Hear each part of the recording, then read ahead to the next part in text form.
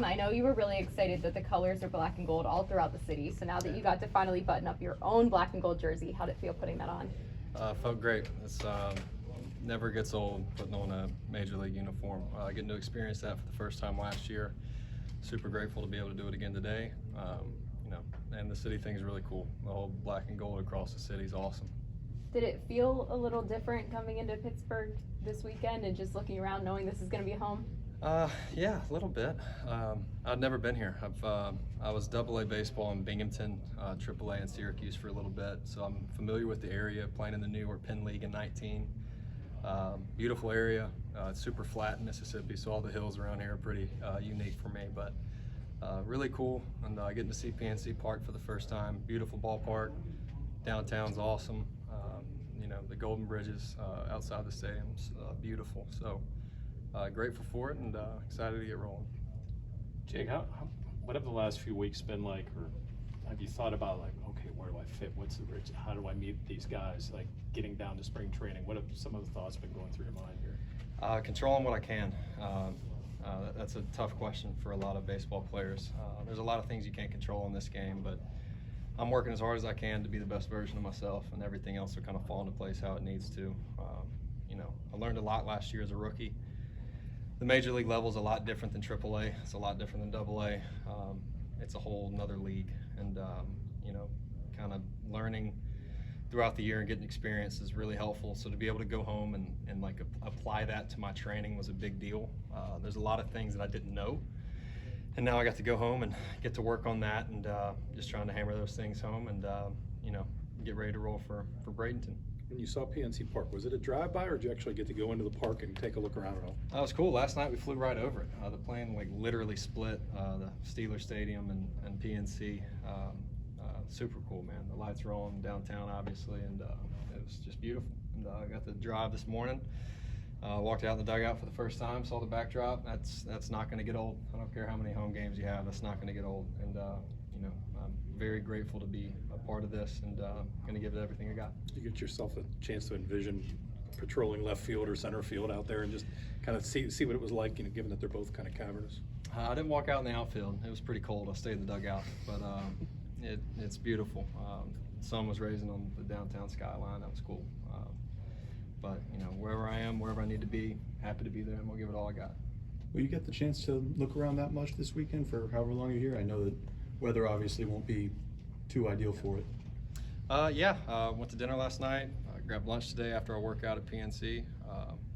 It's cool, man. Walking around, it's a really cool city, and I'm excited to learn more about it, figure out where to go, and just learn the ins and outs of it. Pretty new here, so I have no idea where to go, but we'll learn over time. Is this the coldest weather you've ever been in? It's like 13 degrees. It gets cold in Mississippi, but like if it gets below 30, like the whole state just shuts down, like completely shuts down. I've been in colder weather before, I think, sometime. We had some April games in Binghamton that were really cold. Syracuse had some cold games.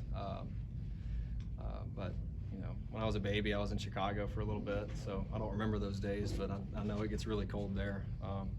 But it does get cold in Mississippi. It just, like, the state shuts down if it gets below 30, so it's a little different. But it's cold here, but got to get used to it. You been in the snow before? Yeah, I've been in the snow. It snows like once every other year in Mississippi.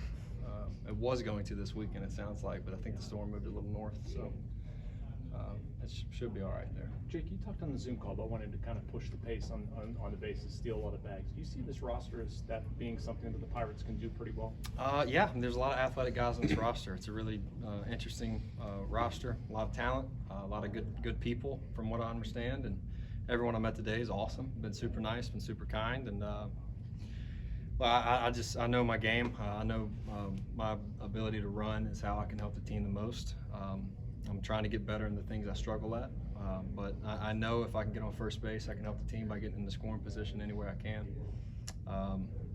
The roster has a lot of guys that can run, a lot of guys that can swing it, and just talking to the staff, we're going to do whatever we can to produce runs. There's a lot of different ways to do that. Home run scores runs. Grounding out with a runner at third with one out scores runs. So we need to figure out, continue to work on however we can do that to put runs on the board. We know about this pitching staff, and we know how talented they are and how great they've done. But there's a lot of good players that were already here on the lineup.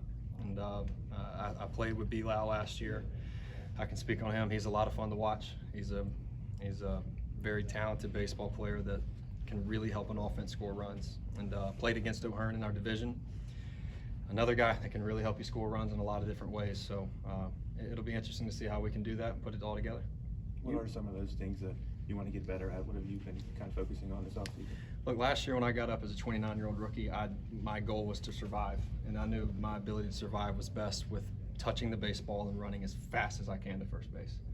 I was able to stay up all last year, so now I'm just trying to progress as a baseball player, whether that be driving the ball in the gaps better, whether that be working more walks, lowering the chase rate. There's a lot of different ways to do it. But this offseason is kind of a mix of that. It's trying to be a little bit more selective at the plate, understanding when to take shots, understanding when to kind of take an A swing, as I call it, like to try to do damage, and understanding whenever I just need to tone it back down and do what I've always done, which is just kind of touch the baseball and try to get on base. So there's a lot of different ways. That's a complex answer. But for me, it's just trying to just do whatever I can to get a little bit better. There's a lot of different ways I know I can do that. There's a lot of low-hanging fruit, I feel like, and we're going to try to get there. Jake, last year when you got up to the big leagues, was there a point or like one moment where you realized, like, hey, I can more than hold my own up here and I belong here? Yeah, it's weird. I was in AAA for a while. My first full season as a pro baseball player was 25 years old, so I had a late start. But when you're playing in AAA, having some success, you think like, man, just give me a shot. Like I feel like I can do it. Then you get up here and you realize it really is a whole different level. The jump is real, and I felt like I had a hot start when I got up here and I got hurt like the first week of May. I had a great April. I got hurt in May, and I'd say just sometime in April while I was rolling a little bit, I was like, man, I can do this. I can help the team win in a bunch of different ways. And I'd say, early on when I got up here, I understood that I realized that the jump was big, but at the same time, it's the same game. It's just a little bit different in some ways. And I felt like I could hold my own pretty early. But like I said, these guys you play against are really, really good and really talented. So you just got to keep trying to get better. Jake, Connor Griffin's going to be the consensus #1 prospect in baseball, and you get an up-close look at him. I think everybody's aware that this guy's a 5-tool talent, but seeing him from the perspective that you do, what is it about his mentality or his approach to taking advantage of his tools that separates him from what you've seen? Played with a lot of top prospects over the years. Connor's a very unique top prospect. I don't know what he struggles with. He's got a good arm, he can run, he can jump, he can hit.